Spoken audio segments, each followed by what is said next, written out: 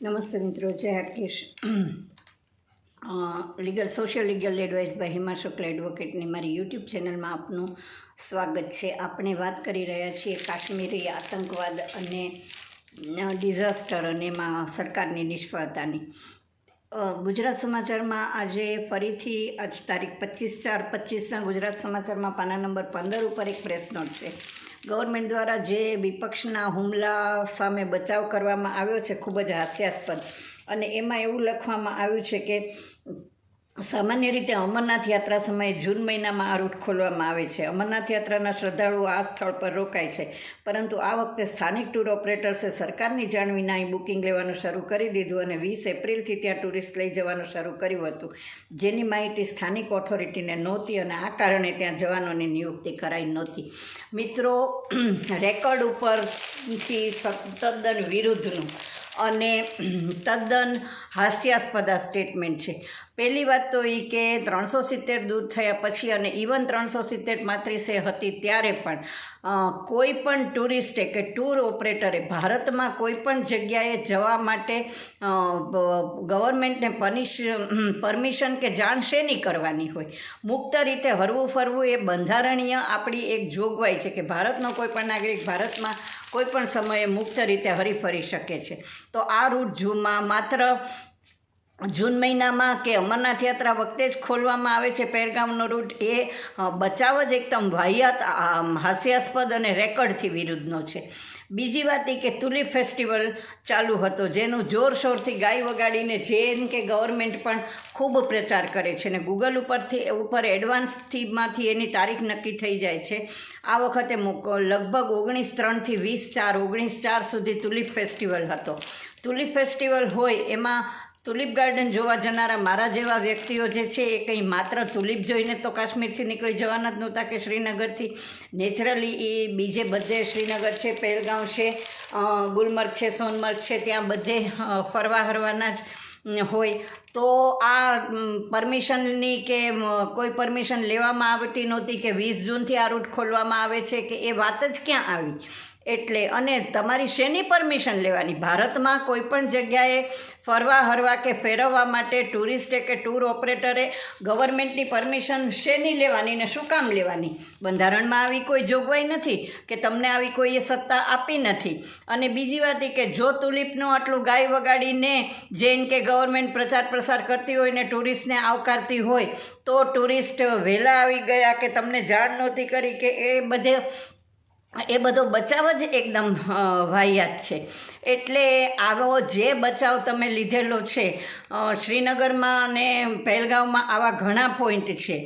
મેં કહ્યું તેમ કે પહેલગામથી શોપિયા થઈને જે પીરકી ગલી જાય છે એ પોઈન્ટ પણ આવો છે. દૂધપથરીનો જે પોઈન્ટ છે શ્રીનગરથી જવાય છે એ પોઈન્ટ પણ આવો છે કે જે એકાંત સ્થળે ને બોર્ડર ઉપર છે. એ ઉપરાંત આ જે બાયસરનનો ને પહેલગામનો અમુક પોઈન્ટ છે એ રૂટ પણ આવા છે. તો આટલા બધા લોકોને જો તમે તુલિપ માટે ઇન્વાઇટ કરતા હો ને આટલા બધા ટુરિસ્ટો આવેલા હોય તો એ કંઈ તમારી પરવાનગીના મોહતાજ નથી અને તમને એની જાણ ન હોય કે તમે એટલા માટે એની વ્યવસ્થા કરી ન શક્યા હો કે એ વાત જ એકદમ વાહિયાત છે. બીજી વાત એ છે કે 370 દૂર થયા પછી કે 35 દૂર થયા પછી માણસ જો ત્યાં પ્રોપર્ટી ખરીદી વેચી શકતો હોય તો આપણા સિમ કાર્ડ ત્યાં કેમ ન ચાલે? શું કામ ન ચાલે? પઠાણકોટ છોડો, પછી પ્રીપેડ સિમ કાર્ડ આપણા મૂંગા થઈ જાય અને તમારે નવું ગેસ્ટનું સિમ કાર્ડ, ટુરિસ્ટનું સિમ કાર્ડ જમ્મુથી લેવું પડે અને આવું બધું શું કામ? તો પછી એટલે કોઈ કનેક્ટિવિટી એને લીધે રહેતી નથી અને ફરજિયાતપણે નવા સિમ કાર્ડ જમ્મુથી લેવા પડે. દરેક જણ જમ્મુ ન પણ રોકાવાના હોય, જેણે ડાયરેક્ટ ફ્લાઇટ લીધી હોય, સીધા શ્રીનગર જવાના હોય. અને ભારતમાં કોઈ પણ જગ્યાએ, કાશ્મીરમાં ટાવર્સ પણ બહુ જ ઓછા છે, મોબાઈલ ટાવર્સ પણ અમુકના તો બિલકુલ નેટવર્ક મળતા જ નથી. તો મોટે ઉપાડે આ 370 ને 35 દૂર કર્યા પછી અને પીઓકે લેવાના બણગા ફૂક્યા પછી હજી 2-3 વર્ષ સુધી તમે જો નેટવર્કનો સોલ્યુશન પણ કાઢી શકતા ન હો તો તમને આવા પહેલાં કરવાનો કે સરકાર ચલાવવાનો કોઈ હક અધિકાર જ નથી. એટલે આ જે તમારો બચાવ છે એ તદ્દન વાહિયાત છે કે ટૂર ઓપરેટર્સે જાણ કરી નહોતી કે તમને પરવાનગી લીધી નહોતી. અને તુલિપ ચાલુ જ હતો, તુલિપ 19/4 બંધ થયો તુલિપ ગાર્ડન, એટલે ટૂર ઓપરેટર્સના પરવાનગી લેવાની કે એ કોઈ વાત જ આવતી નથી. કોમન પબ્લિકને બિચારીને આ બધી ખબર નથી હોતી, એટલે એ સરકારના આવા વાહિયાત પહેલાં જોકે કોઈ માનતું જ નથી ને કોઈ બચાવ જ નથી, પણ એ માની લે પણ એ સ્વીકારી શકાય એવી કોઈ પણ સંજોગોમાં બાબત નથી. એટલે આ રીતે પણ તમારો બચાવ ક્યાંય ચાલી શકે એમ નથી. સારું થયું ભાવનગરમાં અને વિશેષ તો સુરતમાં પણ તમે જ્યાં ક્યાંય ગયા આભળવા માટે કે એના ફેમિલી મેમ્બરોને આશ્વાસન આપવા માટે, ત્યાં તમારા બહુ ભૂંડા હાલ કરવામાં આવ્યા છે અને તમને બહુ ખરાબ રીતે પહેલાં કરવામાં આવ્યા છે. પણ આ માત્ર એક, અને હવે શું, હવે ગમે તેટલું તમે રોવો, ગમે એટલો તમે પેલો કરો, તો પણ જે લોકોના માણસો ગયા છે એને તમે કોઈ પેલું કરી શકવાના નથી કે લાખો રૂપિયા આપવાથી પણ માણસની કમી કોઈની પૂરી થવાની નથી. તમે પોતે પહેલગામમાં જમીનો ખરીદીને 7 સ્ટાર હોટલો બનાવો છો ને આ બધું કરો છો ને એટલા માટે કાશ્મીરમાં આટા મારો છો ને એ બધું કરો છો ને તમને જો ત્યાંની પરિસ્થિતિની કે ત્યાંના લોકોના અસંતોષની કે ત્યાંના પહેલાંની ખબર ન હોય અને આવી જગ્યાએ તમે ટુરિસ્ટ ટ્રાફિક મેનેજ કરી શકતા ન હો ને એની રક્ષા કરી શકતા ન હો, તો તમને આ ગવર્મેન્ટ ચલાવવાનો કોઈ જ હક અને અધિકાર નથી.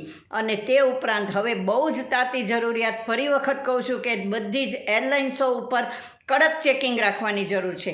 કોઈ પણ સંજોગોમાં તમે મેક્સિમમ અમુકથી વધારે ભાડું નથી જ લઈ શકતા એવું જ્યાં સુધી એરલાઇન્સ ઉપર તમારો કંટ્રોલ નહીં આવે ત્યાં સુધી આવી રીતે, અરે લોકો ભંડારો કરે છે, પોતાના ઘરના બાયણા કાશ્મીરીઓએ પણ ઇવન ખુલ્લા મૂકી દીધેલા છે, અને એવે વખતે તમે લૂંટવા માટેની જાણે તમને તક મળી હોય એવી રીતે દેશના જ માણસો માટે તમે ફાવે એટલા ભાવ વધારા કરો અને ગરજનો લાભ લો, અને એવી એવિએશન મિનિસ્ટ્રી ટાપોટા પાડતી બેઠી રહે કે હે અમારું કાંઈ ચાલતું નથી કરીને, એટલે તો એ ભયંકર તમારી નાલેશી કહેવાય અને નિષ્ફળતા ને નિષ્ક્રિયતા કહેવાય.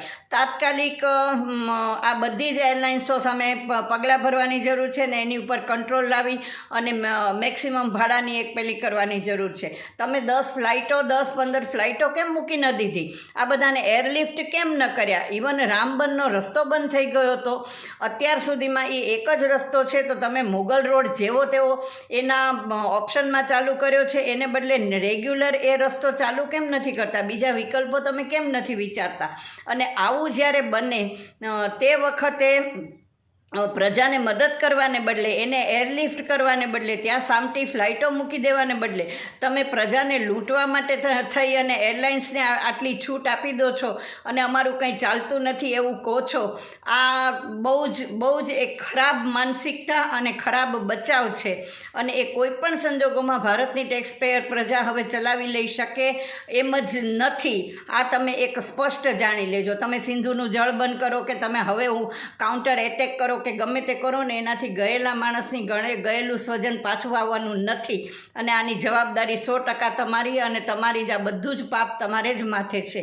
મિત્રો, ગમ્યો હોય આ વિડીયો તો please like, share and subscribe it. આ અંગે તમે મારી સાથે કંઈ પણ નેગોશિએટ કરી શકો છો, શેરિંગ કરી શકો છો. મારો મોબાઈલ નંબર છે 94 80 14 8 23 94821482 આપને આ અંગે જો ગમ્યો હોય તો please like, share and subscribe it. આવા જ વિડીયો લઈને આપણે મિત્રો ફરી મળીશું. ત્યાં સુધી રજા આપશો. Thank you very much. જય હાટકેશ.